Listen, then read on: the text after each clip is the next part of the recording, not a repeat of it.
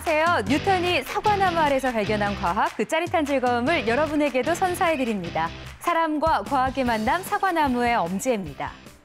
SF 영화를 보다 보면 우리가 다양한 이동수단을 타고 움직이잖아요. 날아다니는 스케이트보드가 나오기도 하고요. 또 우주선이나 비행 접시는 당연히 단골로 등장하는 탈 것이기도 하고요. 그렇다면 우리가 항상 타고 다니는 이동수단인 자동차는 먼 미래에 어떤 모습으로 변하게 될까요? 오늘은 바로 그 해답을 알려주실 분을 강연에 모셨습니다. 오늘의 강연 자리 소개합니다. 안녕하십니까. 대림대학교 자동차학과 교수 김필수입니다.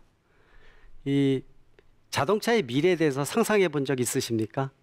요즘에는 집보다도 자동차를 먼저 살 정도로 중요도가 상당히 높아지고 있습니다. 자동차의 미래가 그만큼 일상생활과 밀접한 관계를 가지고 있다는 뜻이기 때문에 오늘 강연을 듣게 되시면 그 결과를 알게 되실 것입니다. 네, 김필수 교수님 무대 중앙으로 모실게요. 네.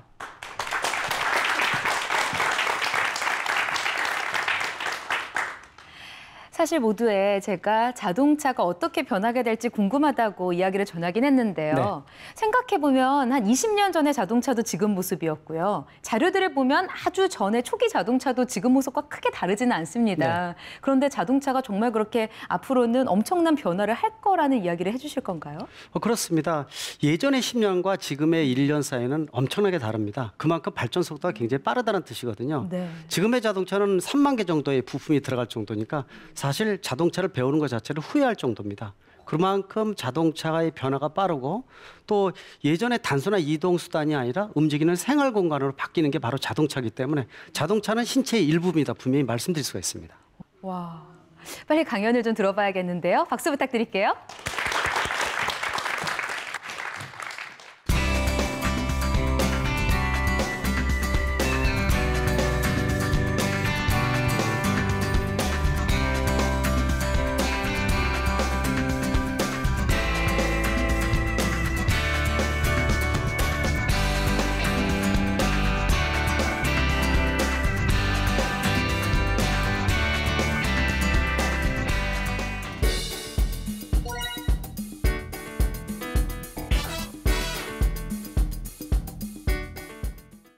자, 자동차의 미래에 대해서 굉장히 궁금해하실 겁니다. 그만큼 변화 속도가 상당히 빠르다는 것이죠. 그 자동차의 미래를 보게 되면은 이 과학 기술의 발전을 직접적으로 확인할 수 있는 가장 중요한 수단이라 보통 얘기를 해줍니다. 우리가 3만 개의 부품이다 이렇게 얘기를 해주고 있지만은 자동차에는 모든 게 집합되어 있다 이렇게 보셔도 과언이 아닙니다. 예를 들어서 기계라든지 전기, 전자, 반도체, 하드웨어, 소프트웨어 모든 게 가미되어 있고요. 메카트로닉스라든지 재료나 화학 이런 것까지 다 들어가 있습니다. 그러다 보니까 모든 문명의 이기 중에서 가장 복잡한 기기 중에서 사람하고 가장 밀접한 관계를 가지고 있다 이렇게 얘기를 해주고 있습니다. 그러나 자동차의 미래가 어떻게 바뀔지에 대해서는 상당히 궁금증이 많으실 거라 보고 있는데 한 예를 들어서 지금 자동차에는 보통 기계 시스템이다 보통 그렇게 얘기를 해주고 있는데 지금 현재 한 25% 정도가 이 전기 전자 부품이 들어가고 있습니다. 그만큼 많아지고 있다는 뜻이죠. 향후 5년 이후에는 약 40%까지 전기 전자 부품이 많아집니다. 우리가 일반적으로 따질 때 가전제품 하게 되면은요, 뭐 냉장고, 세탁기 등등 여러 가지를 생각을 많이 하고 있죠. 그 기준이 보통 40%의 전기전자 부품이 들어가 있을 때 가전제품이라고 얘기를 하니까 향후 5년 이후에는 자동차, 니코로 가전제품 이렇게 해도 틀린 얘기가 아닙니다. 한 예를 들어서 세계 5대 모터쇼의 하나인 디트로이트 모터쇼가 있습니다. 미국 북미 오토쇼라고 보통 얘기를 해주고 있죠. 1월 달이 보통 있는데요. 그 1월 달 이 디트로이트 모터쇼 일주일 전에 라스베가스에서 세계 가전 전시회 CES라는 게 있습니다. 근데 자동차 전문가들이 디트로이트 모터쇼를 가기 전에 라스베가스 CES 세계 가전 전시회를 간 다음에 디트로이트 모터쇼를 갑니다. 이게 이런 특징이 나타난 이유는 바로 세계 가전 전시회 예전에는 가전제품 관련 시스템만 전시를 했었는데 최근에 들어와서는요 가전제품에 자동차를 전시를 시작을 했습니다. 즉 자동차 자체가 가전제품일 정도로 굉장히 복합적이고 아이디어도 많이 창출할 수 있다 그런 측면에서 세계 가전 전시회를 가고 디트로이트 모터쇼를 갈 정도가 됐다는 거죠. 그만큼 자동차는 융합 개념으로 바뀌고 있다는 거죠. 그래서 자동차에 관련된 용어 중에서는 영어 쪽이 많이 있지 않습니까? 예를 들어서 퓨전이라든지 하이브리드라든지 크로스오버라든지 또는 컨버전스 우리가 말하는 융합이거든요. 그런 융합이 집합적으로 앞으로 모이는 것이 바로 자동차다 그렇게 해도 과언이 아닙니다. 또 한 가지는요. 우리가 스마트폰 누구나 다 이용하고 있습니다. 근데 예전만 하더라도 자동차에다가 스마트폰을 붙이는 개념이 많아졌었는데 요새는요, 스마트폰에다가 자동차를 붙입니다. 주객이 전도되기 시작을 했다는 거죠. 그래서 스마트폰의 모든 기능을 자동차에 집어넣은 차를 우리가 스마트카다 이렇게 얘기를 합니다.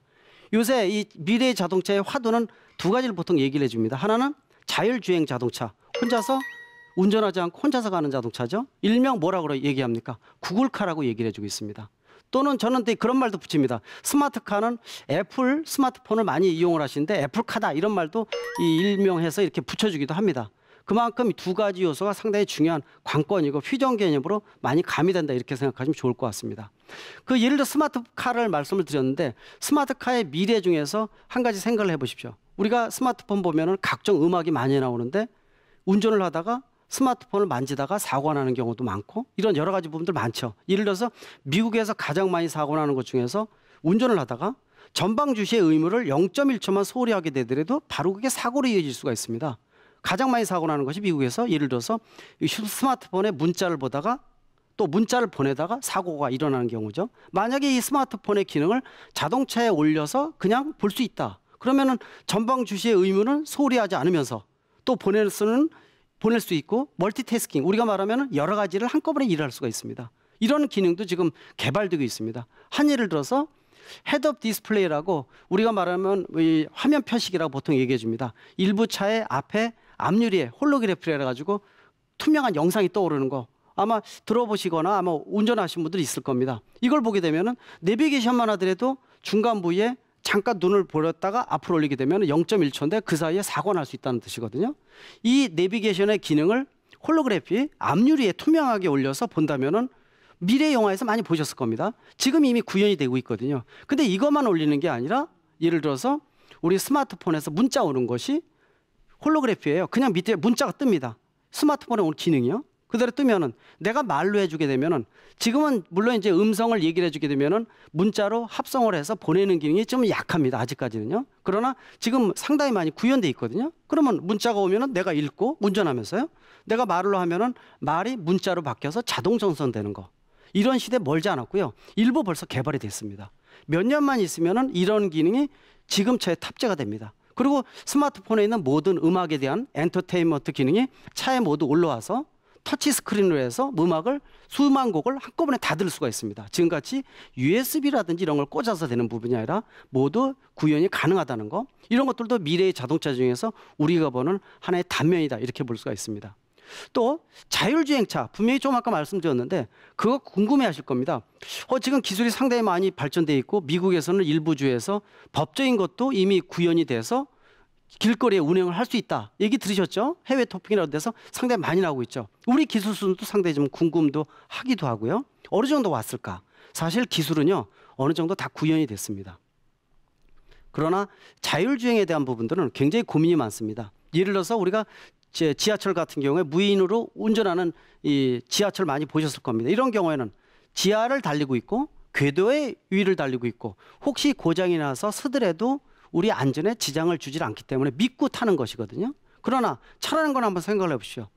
앞에 각종 변수들이 엄청나게 많습니다. 예를 들어서 교통 신호등이 순간적으로 바뀌었다든지 우리가 운전할 때 노란불로 바뀔 때 가야 돼 말아야 돼 이런 고민 많이 하시죠. 그러면 자동차인 컴퓨터도 이걸 판단을 해줘야 됩니다. 또 아이들이나 자전거 탄 애들이 뛰어 들어올 수도 있거든요. 이런 조건들이 수십만 가지인데 수십만 가지를 자동차의 각종 센서나 레이저 센서나 아니면 각종 시스템이 인지를 해서 정확히 판단을 해줘야 됩니다. 지금 자율주행차는 사람이 운전하지 않고 탑승자들이 신문을 본다든지 음악을 듣는다든지 잠을 잔다든지 전혀 상관이 없거든요. 그러나 만약에 혹시라도 이 수십만 가지의 판단 조건이 조금이라도 잘못된다면 바로 사망사고가 이를 수 있다는 거죠. 여러분들 한번 생각을 해보시오. 자율주행차가 있는데 이러한 일반 복잡한 길거리에서 그냥 탑승해서 집까지 간다 그럴 때 믿고 탈 수 있겠습니까? 아니면 의심하고 그냥 대중교통 타고 가는 게 낫다. 사람이 운전하는 게 낫다. 이렇게 판단을 하시겠습니까? 실제로 실험을 해봤더니요. 사람이 130년 동안의 자동차 역사 동안에 나만큼 안전한 사람이다. 내가 나를 못 믿는데 내가 너를 어떻게 믿느냐. 이게 자율주행차입니다. 상당히 어렵다는 거죠. 그래서 이 부분이 설사 기술적으로 구현이 되고 지금 현재 시범적으로 시속 40에서 50km, 또 일부에서는 고속도로에서 시속 100km를 자율주행한 거 성공한 세대들이 많이 나오고 있습니다. 그러나 항상 그 조건은 급변할 수가 있죠. 크게 두 가지 문제점이 있습니다. 이 기계적 시스템 자체가 우리가 과학이라는 것은 밝은 면도 있지만 어두운 부분이 있죠. 어두운 부분을 얼마큼 줄여주느냐가 상당히 중요한 관건인데 자동차도 마찬가지입니다. 특히 자율주행차에 대한 부분들은 혹시라도 우리 컴퓨터도 바이러스가 감염돼서 문제가 생기는 경우가 많은데 자동차도 컴퓨터입니다. 역시 외부에서 어떤 해킹에 의해서 살인사건도 나올 수가 있죠. 영화의 한 장면이 구현이 될 수도 있습니다. 또 완전히 해결이 안 난 자동차 급발진 문제에 대해서도 아마 얘기 들으셨겠지만은 그 부분도 생기게 되면은 자동차가 오류를 일으키게 된다면은 생명하고 직결되는 부분이죠. 그게 첫 번째 문제이기 때문에 그런 부분의 문화적, 역사적 이런 흐름을 어떻게 우리가 탈피해서 과연 믿게 만들 것이냐가 중요한 관건 중에 하나라고 볼 수가 있습니다. 또 한 가지 문제는요. 법적, 제도적 부분입니다. 인프라가 구축이 안 돼 있다는 뜻이죠. 아무리 차가 시스템이 잘 돼 있더라도요. 혹시라도 교통사고가 났습니다. 교통사고의 책임을 누구한테 지겠습니까? 자동차 메이커요? 자동차 소유주? 내가 운전 안 했는데요? 그러면 자동차 부품을 공급한 회사요? 아니죠. 그러면 시스템을 구현시켜준 정부나 지자체 책임이요? 완전한 원인이 밝혀지기 전까지는 이거에 대한 책임 소재가 엄청나게 문제가 될 수가 있겠죠. 지금도 보험 문제가 생기면 자동차용 블랙박스 없으면 객관적인 증거가 없어서 난리가 나는 세상이지 않습니까? 바로 자율주행차에 대한 부분들은 그런 문제점들이 해소가 돼야지만 구현이 가능하다는 거죠. 그럼 이런 기술들을 어디다 먼저 구현을 시킬까요? 가장 중요한 것이 예를 들어서 능동식 안전장치라고 보통 얘기해 줍니다. 이게 뭐냐면요. 지금 에어백 같은 거 뭡니까? 차가 사고가 나서 부상을 경감시켜주는 장치가 에어백 또는 안전벨트지 않습니까? 이게 바로 이제 수동식 안전장치라고 얘기를 합니다. 능동식 안전장치는요. 사고가 나기 전에 미리 피해주는 기능입니다. 지금 일부 차 적용되는 거 아시죠? 크루즈 컨트롤이라고 얘기를 하죠. 어댑티브 크루즈 컨트롤 전문 용어로 써서 죄송스러운데요. 이게 자동차의 용어가 영어권에서 주로 들어온 것이 많아서 우리 외래어로 바꾸기가 굉장히 어려워서 그냥 원어를 쓰는 경우가 많은데 구체적으로 말씀드리면 앞차가 달리면은 100m 뛰고요. 100km를 110km 뛰면 나도 110km 따라가고 얘가 느리면 같이 느려서 항상 일정한 간격을 유지하면서 따라가는 차 있죠. 이게 바로 이제 앞뒤의 간격을 자동으로 조정해주는 이런 장치라 볼 수가 있죠. 이 무인 자율주행차에 대한 부분들은 활성화되면 이런 능동식 안전장치가 개발되면서 미리 사고가 나기 전에 제동을 해서 서준다든지 또 제동 거리가 너무 길어져 가지고 도저히 안 되겠다 그러면 자동으로 핸들을 꺾어줍니다. 특히 우리나라, 일본, 미국, 선진국은 다 마찬가지죠. 고령자분들이 많아지고 있죠. 고령자 60세, 70세 되신 분들 운전하시게 되면은 기능이 떨어질 수밖에 없습니다. 조작 기능이나 또는 판단 능력도 떨어지죠. 실제로 미국에서는 여러 명을 사람을 치었는데 친 거를 못 느끼고 그냥 운전하는 경우도 있었습니다. 그러니까 예를 들어서 이런 경우도 대비를 해서 자판이라든지 이런 글자나 이런 것도 심플화 단순화시켜주면서 이 자율주행에서 나오는 각종 기술을 이 능동식 안전장치에다 접목을 시켜준다면 훨씬 더 안전하게 이 판단 능력이 떨어졌을 때 차가 판단해서 순간적으로 부상을 경감시키고 미연에 충돌이 없이 꺾어준다면 그것보다 더 좋은 경우가 없거든요. 이러한 장치의 구현을 해주는 부분들이 일부 벌써 적용을 하고 있습니다. 또 구체적으로 한 예를 들게 되면은 지금 세계적으로 법규가 강화되면서 아마 의무화될 것으로 보고 있는데 우리 에어백 하면은 탑승자용 에어백만 생각하거든요. 안에 있는 사람의 충격을 안전벨트와 더불어서 부상을 경감시키는 장치다. 그런데 앞으로는요. 지금 일부 탑재되는 외장형 에어백이 나옵니다. 외장형 에어백은 탑승자를 보호해 주는 게 아니라 외부에 횡단보도에서 사람이 부닥쳤을 때 이거를 센서가 인지를 해서 에어백이 터짐으로 인해서 가장 많이 사고 나는 게 중간에 허리 부위를 부닥치면 상체가 쓰러지면서 뇌진탕이나 이런 부분에 머리를 다쳐서 사망하는 경우가 많기 때문에 이 부분을 경감시켜주기 위해서 에어백이 터지게 되면은 이 보행자의 머리를 보호해준다든지 상체를 보호해줘서 보호해주는 이런 안전장치 이것도 지금 앞으로 몇 년 이내에 완전히 구현되어서 나오는 장치다 이렇게 볼 수가 있습니다.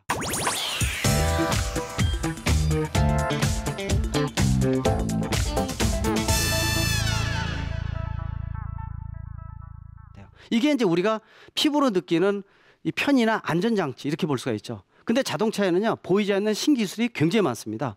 제일 중요한 거는 교통사고나 이런 게 났을 때 사람을 부상을 경감시키고 안전하게 만드는 차의 안전도는 더더욱 중요하겠죠. 특히 최근에 내연기관차 말고 친환경차, 배기가스 들 나오면서 고연비, 고효율 이런 자동차가 많이 지금 등장을 하고 있지 않습니까? 그 대표적인 게 친환경차인데 바로 하이브리드 차, 전기차, 수소 연료전지차입니다. 하이브리드 하면은 에너지의 원천이 두 가지를 사용한다는 뜻의 하이브리드입니다. 내연기관의 힘과 배터리를 이용해서 모터를 돌려주는 힘을 가장 효율적으로 바퀴에 전달하는 시스템. 이게 바로 하이브리드 자동차입니다. 그러나 엔진을 가동하게 되면 배출가스가 나오니까 오염원이 나오죠. 그래서 완전히 오염원이 안 나올 수 있는 차를 개발한 게 바로 전기차입니다. 전기차는 배터리에 들어가 있는 전기 에너지를 모터를 돌려서 가는 건데 역시 독에 들어가 있는 물을 퍼쓰는 거기 때문에 얼마큼 효율적으로 적게 써서 멀리 갈 수 있어야 되거든요. 수소 연료전지차도 마찬가지죠. 지구상에 무진장 존재하는 수소와 공기 중에 섞여 있는 산소를 섞어서 응집을 시켜주게 되면 여기서 에너지가 나오면서 찌꺼기는 물만 나옵니다. 실제로 수소 연료전지차 운전을 해보면요. 소리가 쉬 소리만 나요. 간혹. 이게 뭐냐? 오줌 싸는 소리. 물만 배출하는 소리가 실제로 들립니다. 쉬. 그리고 간혹 이제 모터 돌아가는 소리 있죠. 너무 조용하니까 이상해요. 그래서 이런 차가 이제 지금 등장을 하죠. 그 세계 최초의 양산차를 우리 국내에서 우리나라에서 메이커해서 만들었죠. 그래서 이거 못 견디해서 일본에서 똑같이 흉내내서 만들었죠. 그래서 세계 양대 산맥이 우리 대한민국과 일본입니다. 그래서 미래의 먹거리에 대한 것들 굉장히 앞으로 강조되는 부분이라 볼 수가 있습니다. 그리고 예를 들어서 이러한 친환경차에 대한 부분들도 자 에너지를 가지고 같은 연료를 가지고 멀리 갈 수 있어야 되기 때문에 제일 중요한 게 뭡니까? 그렇다고 차에 대한 무게를 줄여주면 같은 연료 가지고 멀리 갈 수가 있거든요. 그렇다고 차의 무게보다도 내 몸무게 줄여서 가려면 알른이 죽는 게 낫습니다. 그죠? 무게는 할 수 없이 지탱을 해줘야 되는 거고요. 문제는 차의 무게를 줄여주기 위한 가장 좋은 게 경량화 재료입니다. 그 초경량화 재료죠. 강판을 좀 더 얇게 만들어서 초고장력 강판을 만들면은 기존의 강판보다도 8%를 줄이면서 안전도는 충돌했을 때 에너지 분산이나 이런 것들을 충분히 할 수 있는 이런 강철도 개발을 하고 있고요. 또 한 가지가 뭐가 있습니까? 우리가 알루미늄 같은 것도 있죠. 요새 차 보면은 고급 승용차 중에서 알루미늄 바디로 만드는 것도 많죠. 근데 가격이 너무 고가죠. 그리고 이 일반 강철과 같이 용접이 되는 게 아니라 특수 리벳으로 박는다든지 공법이 굉장히 비싸다는 고가라는 거죠. 자동차의 경제성 측면에서 볼 때는 상당히 고민이 많은 사항이죠. 그리고 또 한 가지는 마그네슘 같은 것도 개발하고 있죠. 또 타이어 같은 경우에도 휠을 보면은 스틸 휠, 강철 휠 대신 알루미늄 휠을 많이 끼시죠. 바퀴가 가벼우면은 뛰는데 몸이 가볍죠. 또 열이 나왔을 때 열을 발산시키기도 좋고 충격 에너지를 흡수하기도 좋고 이렇게 가벼운 재질을 쓰면은 같은 연료 가지고 멀리 갈 수 있다는 거죠. 또 한 가지 마지막 재료가 탄소 섬유 들어보셨을 겁니다. F1 같은 모터스포츠나 레이싱카에 보통 적용하는 특수 이 재료라고 볼 수 있지만은 이거는 노동 집약도가 상당히 높아야 됩니다. 재료도 이 투자하는 거에 비해서 가격도 워낙 높고요. 그러나 강철에 뭐 너다섯 배 정도로 강도도 강하고 무게는 가벼우면서 이런 것들을 얼마큼 효율적으로 경제성 있게 저가로 만들어내느냐가 앞으로의 중요한 관건이라고 볼 수가 있습니다. 그래서 사실 이 자동차 신기술에는 이렇게 경량화 재료라든지 눈에 보이지 않는 이러한 시스템이 녹아 있다는 것이죠. 이게 상당히 중요한 부분이라고 볼 수가 있습니다. 그러나 역시 일반인들 입장에서는 자동차에 들어가는 신기술이 뭐가 들어갈 것인가에 대한 부분들이 관심도가 상당히 커진다고 볼 수가 있어요. 또 한 가지를 볼까요? 우리가 아침에 딱 운전하기 위해서 차에 탑승했습니다. 출근을 해야 됩니다. 하는데 컨디션이 아주 안 좋습니다. 그러면 자동차 자체가 시동을 딱 걸게 되면은 자동차 시스템이 운전하는 사람의 건강 상태를 체크를 해줍니다. 핸들에서 잡게 되면은 땀에 나오는 거, 맥박에 대한 거 모든 거를 점검을 하죠. 또 센서가 눈꺼풀 정도를 읽어드려서 평상시보다 좀 상태가 안 좋다든지 또는 졸음운전 같은 것도 방지할 수도 있고 경고를 보낼 수도 있고요. 그래서 건강 상태를 체크합니다. 음성이 딱 나오겠죠. 당신의 지금의 운전 상태는 평상시 최적의 상태보다 50%입니다. 오늘은 대중교통을 이용하세요. 이런 부분도 충분히 나올 수가 있는 부분이에요. 실제로 호주에서는 알코올에 대한 것들 우리가 음주운전 단속 많이 하죠. 이런 것들 단속하는데 호주에서는 아예 알코올을 측정할 수 있는 센서를 탑재를 해서 아예 어느 정도 이상이 되면은 시동이 안 걸리게끔 하자라는 부분도 있었습니다. 근데 이런 것들은 어떤 선택의 자유, 운행의 자유 여러 가지 부분에서 억제할 수 있는 부분이죠. 또 영국에서는 그런 부분도 있었습니다. 모든 인공위성에서 모든 차를 제어를 해서요. 속도가 100km 이상 넘어가지 못하게끔 제어를 해주는 모든 통제 기능이 들어가 있는 사는 게 아니죠. 차는 150km로 달릴 수도 있고 200km 달릴 수 있습니다. 독일의 아우토반도 쌩쌩 한번 달려봐야 되거든요. 그게 사람의 욕구고 이 자동차라는 어떤 특성을 갖추고 있는 것이죠. 그래서 자동차 산업과 문화에 대한 조화는 미래형 자동차에서 특히 법규나 규범에 대한 거 이런 것들이 버무려지면서 인프라와 같이 묶여져 가는 이런 부분들이 앞으로의 미래사에서 상당히 중요함을 알 수가 있습니다. 그리고 뭐 우리가 말하는 비행 자동차에 대한 거 이런 것들도 고민을 할 수가 있겠죠. 충분히 구현이 가능하지만은 아까 자율주행차와 마찬가지로 상당히 고민이 되는 부분이라 볼 수가 있거든요. 그래서 그 밖에 여러 가지 안전 시스템들이 워낙 많이 구현이 된다 이렇게 볼 수가 있습니다. 지금 나오는 자동차 중에서도 뭐 고속도로에서 달릴 때 졸음운전 한다든지 하게 되면은 예를 들어서 경고해 주는 차도 그 시범 모델로 나오고 있고 실제로 이 속도가 예를 들어서 과속이 된다든지 앞뒤 차가 가까워지게 되면은 경고음을 바른다든지 또는 속도를 늦춘다든지 이런 것들은 벌써 구현이 돼가고 있고요. 조금 있으면은 핸들까지 꺾어지는 기능까지 들어갑니다. 문제는 꺾어졌는데 그 앞에 더 큰 장애물이 있었다. 그러면 큰일 납니다. 그런 것들을 인지를 해서 완전히 안전한 장소로 피해 주는 거. 또 이 사람이 계속 졸음운전이 있다 그러면은 속도를 늦추면서 안전한 곳으로 옆으로 빼내면서 이 갓길이나 이런 데서 정차시키는 이런 기능까지도 앞으로 상당히 중요하다고 볼 수가 있죠. 그래서 미래형 자동차에 대한 부분들은 어디까지 갈지 상상하기가 상당히 어려운 부분이 많습니다. 특히 그 요새 나오는 자동차 중에서는 우리가 말하는 1리터에 100km 간다. 이거 구현이 불가능한 얘기는 아닙니다. 특히 하이브리드 자동차나 플러그인 하이브리드 같은 경우에는 60에서 70km 정도 구현되는 이런 자동차들은 상당히 좀 벌써부터 등장을 하고 있거든요. 요새 보면은 운전하시다가 1리터에 10km 미만으로 나오게 되면은 스트레스 쌓여가지고 눈이 막 흘러내린다든지, 예, 바늘 떨어지는 거 보면은 잠이 안 온다든지 이런 부분 많이 있을 텐데요. 실제로 앞으로의 미래의 자동차 조금만 있으면은요, 1리터당 기본 30km 가는 거 구현 충분히 가능합니다. 우리가 일명 말하면 큰 대형 배기량 차 지나가면 냄새 맡고 따라가는 차 이렇게 얘기를 하거든요. 충분히 가능할 정도죠. 그래서 안전하면서도 목적지까지 사고 없이 구현해주는 이런 자동차의 시는 앞으로 기대하셔도 좋을 것 같습니다. 그리고 예를 들어서 그런 것도 있죠. 아까 비행 자동차를 한 예를 들어서 말씀드렸는데, 자, 비행 자동차가 구현이 어느 정도 이미 예전에 한 20년 전에 벌써 그런 자동차 나왔습니다. 문제는 좀 불편하죠. 내려서 날개를 사람이 끼워야 되고요. 끼고 핸들이 이제 일반 바퀴는 그대로 달린 상태에서 하늘 날아갑니다. 그리고 활주로도 길어야 돼요. 이거는 말만 비행 자동차지 이러려면 차 한 대하고 비행기 따로 사는 게 낫겠죠. 그래서 그런 자동차 지금 앞으로 나오는 비행 자동차는요, 크게 두 가지 포인트가 필요합니다. 양력을 날개가 길지 않으면서 양력을 받을 수 있어야 됩니다. 차의 크기보다도 차 폭보다 넓어지면 안 되겠죠. 그러면서도 어느 정도 속도에서 충분히 양력을 받아서 올라갈 수 있어야 되고요. 문제는 이런 자동차의 기술 수준이 상당히 좋아졌다는 거. 아까 초경량화 재료도 나오고 기술 수준도 좋아지면서 구현이 가능합니다. 1억 5천. 그리고 2억이 넘는데 알린이 역시 죽는 게 낫습니다. 예, 자동차는 2천만 원이 경제성 논리입니다. 그래서 누구나 보편 타당성이 있어야 돼 자동차는 그 구현이 가능한 거거든요. 그래서 사실 가격에 구애 없이 기능을 띄게 월등하게 만드는 게 바로 군사 장비 쪽이죠. 그러나 자동차는 완전한 경제성 논리이기 때문에 일생 동안에 5번 정도 차를 사는데 한 대 살 때마다 부들부들 떨면서 사는 게 바로 자동차죠. 그런 측면에서 아무리 구현이 가능하더라도 불가능하죠. 근데 비행 자동차가 설사 나오더라 하더라도요.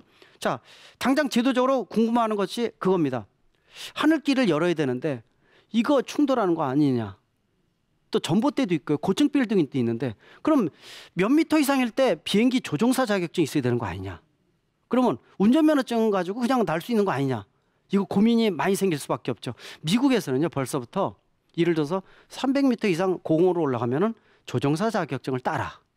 그 이하일 때는 운전면허증 가지고 가능하다. 이게 벌써 논의되고요. 틀이 벌써 잡혀 있습니다. 우리는 아직 이제 시작이죠. 그런 측면에서. 그러나 우리의 먹거리 측면에서는 앞으로 미래형 자동차에 대한 부분은 상당히 활성화될 것으로 보고 있습니다. 역시 미래형 자동차의 가장 키포인트에 해당되는 부분들은 자동차, 스마트폰, ICT 이런 것들이 얼마큼 접목이 돼서 새로운 융합 개념의 미래형 신자동차가 나오느냐의 부분인데 우리 대한민국은 짧은 40년 역사 기간 동안 세계 최고의 기술 수준을 구현한 나라입니다. 실제로 자동차 5위 생산만 해당이 되는 게 아니라 기술 수준은 상당히 높아졌거든요. 물론 따라가기 위해서 굉장히 고민하는 것도 많고 우리가 이제는 앞으로 주도해서 나서야 될 자동차가 바로 친환경 자동차, 뭐 전기차라든지 하이브리드나 아까 말씀드린 연료전지 자동차 이런 것이 될 것으로 판단을 하고 있습니다. 그런 측면에서 우리의 이 기술에 대한 부분들은 앞으로 미래형 먹거리에 대해서 가장 우리한테 잘 맞는 차종이 아닌가. 그런 측면에서 앞으로의 미래형 자동차 2천만 원 정도의 수준이면서 아까 말씀드린 각종 안전장치가 녹아있는 그러면서도 보편 타당성에 대한 거 이런 것들이 이제 구현이 될 것으로 분명히 판단을 하고 있습니다. 그런 측면에서 앞으로 미래를 기대하셔도 좋으실 것 같고요. 또 우리 대한민국의 어떤 자동차 기술에 대한 거 또 우리 먹거리 중에서 양대 축 중에 하나가 바로 자동차 분야인데 이런 것들이 활성화되면서 고용 창출부터 우리의 신기술을 가미하면서 세계 어떤 시장에도 우리의 자동차가 돌아다니는 이런 모습을 눈여겨보고 또 즐기고 자부심을 가져도 좋을 것 같습니다. 미래형 자동차 앞으로 기대하셔도 좋을 것 같습니다. 이상 마치겠습니다.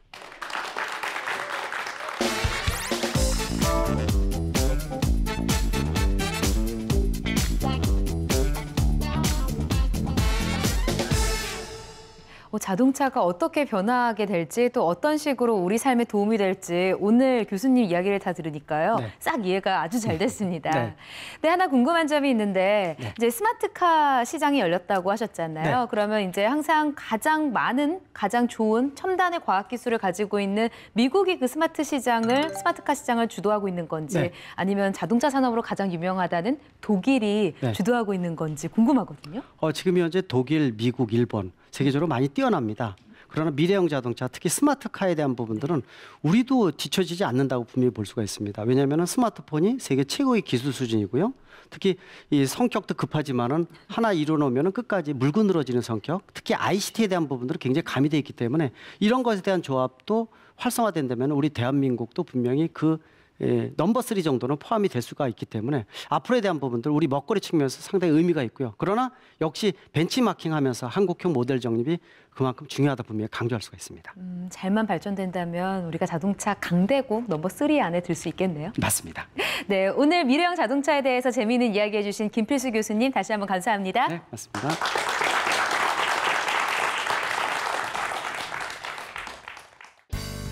인류 최초의 자동차는요, 1482년에 레오나르도 다빈치가 발명한 태엽 자동차라고 합니다. 시계 태엽을 거꾸로 풀리는 이 장치를 이용해서 만든 게 태엽 자동차라고 하는데요. 지금 무덤에 있는 레오나르도 다빈치가 이렇게 발달한 자동차 산업의 미래를 본다면 놀라서 눈을 번쩍 뜨지 않을까요? 오늘 준비한 내용 여기까지입니다. 다음 시간에도 재미있는 이야기로 여러분 찾아오겠습니다. 고맙습니다.